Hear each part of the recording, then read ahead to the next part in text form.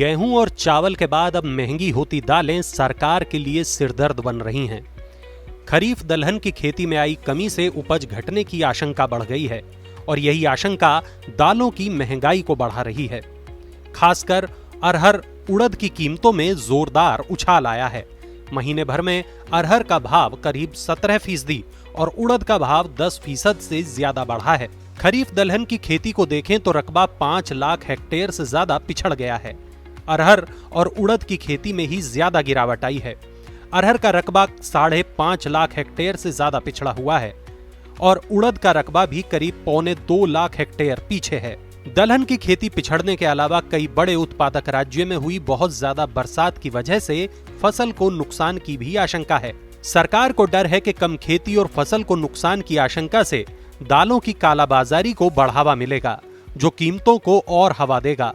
इसी वजह से सरकार ने सभी राज्यों को निर्देश दिया है कि अरहर कारोबारियों के स्टॉक की जांच करें और स्टॉक की जानकारी हर हफ्ते उपभोक्ता मंत्रालय को देते रहें। हालांकि सरकार का कहना है कि दाल कीमतें ज्यादा बढ़ी तो वो अपने स्टॉक में रखे 38 लाख टन दलहन को खुले बाजार में उतार सकती है। लेकिन सरकार अपने रखे दलहन का पूरा स्टॉक भी अगर बाजार में उतार दे तो भी शायद अरहर और उड़द की कीमतों पर लगाम न लग पाए, क्योंकि सरकारी स्टॉक में जो दलहन रखा हुआ है उसमें अधिकतर हिस्सा चने का है और चने का भाव पहले ही नियंत्रण में है।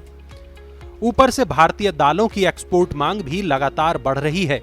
इस साल अप्रैल और मई के दौरान दलहन के निर्यात में 5 गुना से ज्यादा बढ़ोतरी हुई है। 1.9 लाख टन दालों का एक्सपोर्ट हुआ है।